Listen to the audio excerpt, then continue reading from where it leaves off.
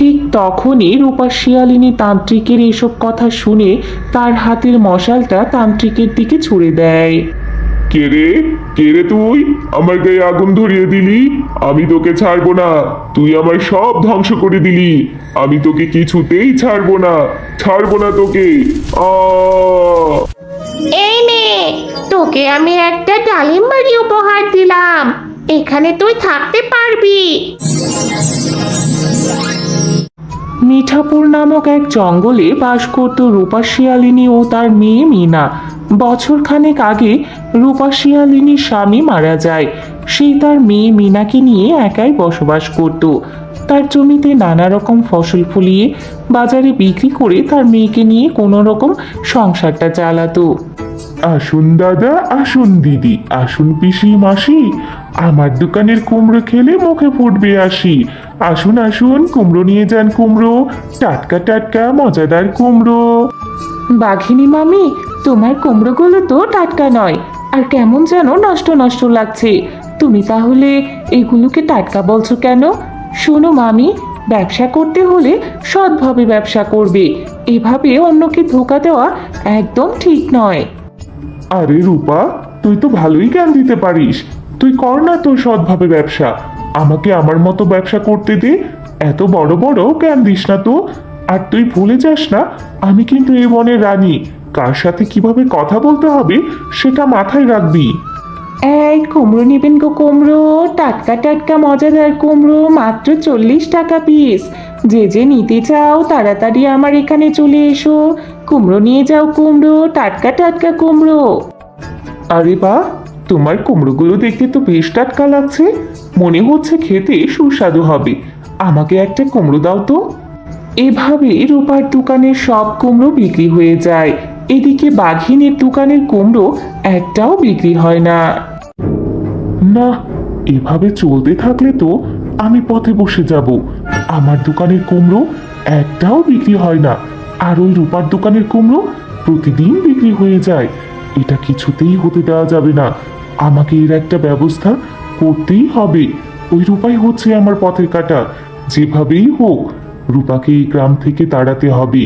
তাহলে আর আমার ব্যবসা নিয়ে কোনো চিন্তা থাকবে না, আমি একাই গ্রামে রাজত্ব করতে পারবো, আমি একাই ব্যবসা করে লাভবান হতে পারবো। আজ রাতেই হবে রূপার ব্যবস্থা করতেই হবে আমাকে। ও মা, আজ তুমি বিরিয়ানি রান্না করেছো? ইস, কতদিন ভালো মন্দ খাইনি মা।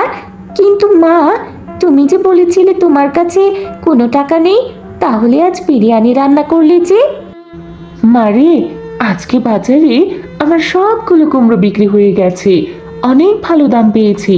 তাই ভাবলাম আমার মেয়েটাকে কিছু ভালো মন্দ রেঁধে খাওয়াই। তাই তো তোর জন্য বিরিয়ানি রান্না করলাম। এরপর মিনা সেই বিরিয়ানি মজা করে খেতে থাকে।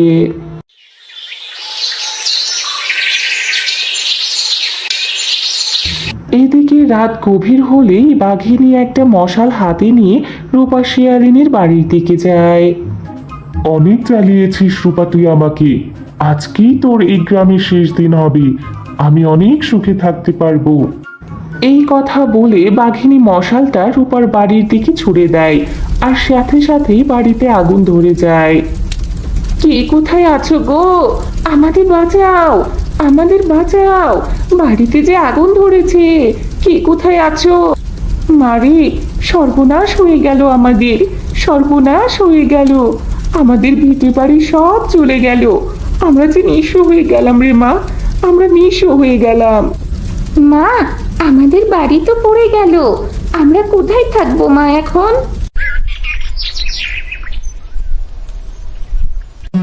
মারে, আমাদের সব শেষ হয়ে গেল, আমাদের বাড়িটা পুড়ে ছাই হয়ে গেল রে মা। আমরা তো নিঃস্ব হয়ে গেলাম। আমরা এখন কি করব? কোথায় যাব রে মা? মা, ও মা, ওই দেখো, ওখানে একটা চিরকুট দেখা যাচ্ছে। হ্যাঁ মা, তাই তো দেখছি। এখানে কি লেখা আছে দেখি তো। তোর মেয়েকে যদি তুই বাঁচাতে চাস তাহলে আজই এই গ্রাম থেকে চলে যাবি, তা না হলে তোর বাড়িটা যেমন পড়েছি সেভাবে তোর মেয়েকেও তোর জীবন থেকে শেষ করে দেব, কথাটা মনে থাকে যেন। না না, আমি আজই এই গ্রাম থেকে চলে যাব। আমি যে আমার মেয়েকে কোনোভাবেই হারাতে চাই না। মিচকে মারা যাওয়ার পর ওর মুখের দিকে তাকিয়ে আমি বেঁচে আছি। আমি কোনোভাবেই আমার মেয়েকে হারাতে চাই না। আমি আমার মেয়েকে নিয়ে আজই চলে যাব এই গ্রাম থেকে। মা, ও মা, ওই চিরকুটে কি লেখা আছে? ও কিছু না রে মা। মিনা চল, আমরা অন্য গ্রামে চলে যাই। আমরা আর এখানে থাকবো না। দেখি আমরা অন্য কোথাও আশ্রয় খুঁজে পাই কিনা। এই কথা বলে রূপা তার মেয়েকে নিয়ে সেখান থেকে চলে যায় অন্য কোনো জায়গায় আশ্রয়ের খুঁজে।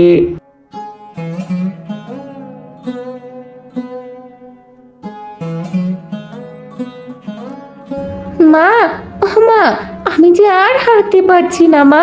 আমার পায়ে যে ভীষণ ব্যথা করছে।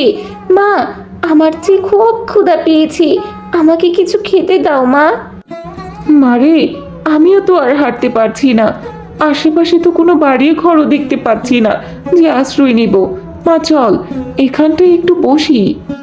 মা, মা, আমার যে খুব ক্ষুধা পেয়েছে। সারাদিন কিচ্ছু খাইনি। আমার যে খুব কষ্ট হচ্ছে মা। আমাকে কিছু খেতে দাও। আমি যে আর সহ্য করতে পারছি না।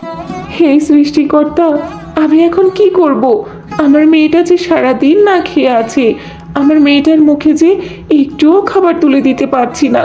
হে সৃষ্টিকর্তা, আমাকে তুমি পথ দেখাও। আমাকে তুমি পথ দেখাও।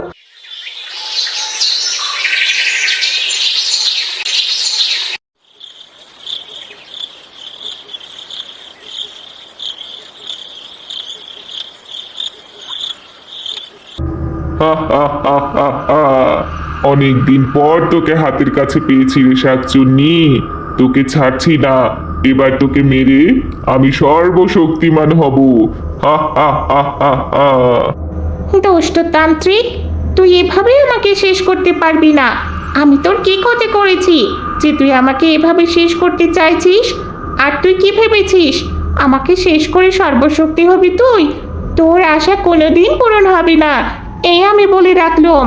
অতি শীঘ্রই তুই মরবি, তখন আর পালানোর পথ পাবি না। হে হে হে হে হে। মা, ও মা, দেখো এখানে কি হচ্ছে। ওই দুষ্ট লোকটা এখানে আগুন জ্বালিয়ে কি করছে মা? সেটাই তো দেখছি রে মা। চুপচাপ দেখে যা, কথা বলিস না।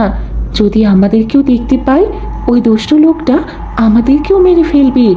আমাকে যেভাবেই হোক ওই শাকচুনিটাকে বাঁচাতে হবে। না হলে যে ওই দুষ্ট লোকটা সর্বশক্তিমান হয়ে যাবে।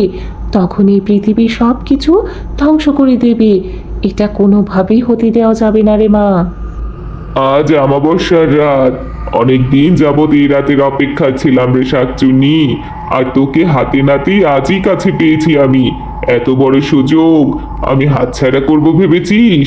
আর তুই বলছিস আমি তোকে ছেড়ে দেব? হা হা হা হা হা। সেই আশা কোনোদিনও পূরণ হবে না রে তোর শাকচুন্নি। তোর দিন ঘনিয়ে এসেছে। এবার মৃত্যুর জন্য প্রস্তুত হ তুই। ঠিক তখনই রূপা শিয়ালিনী তান্ত্রিকের এসব কথা শুনে তার হাতের মশালটা তান্ত্রিকের দিকে ছুড়ে দেয়। কে রে? কে রে তুই? আমার গায়ে আগুন ধরিয়ে দিলি। আমি তোকে ছাড়বো না। তুই আমার সব ধ্বংস করে দিলি।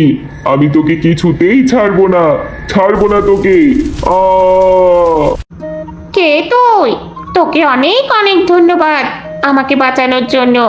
আজ তুই যদি না থাকতি তাহলে তান্ত্রিক মনে হয় আমাকে মেরেই ফেলতো আর সর্বশক্তিমান হয়ে যেত।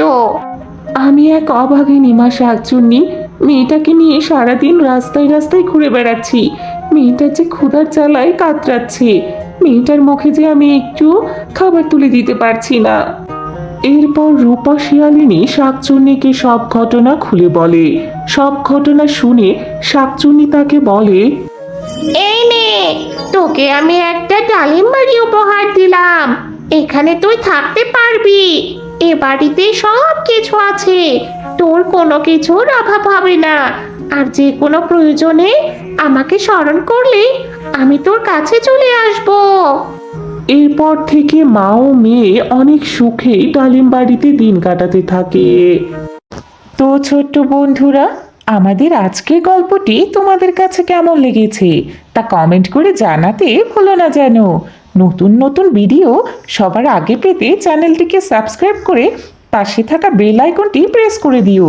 দেখা হচ্ছে পরবর্তী ভিডিওতে। সে পর্যন্ত ভালো থেকো, সুস্থ থেকো। আল্লাহ হাফেজ।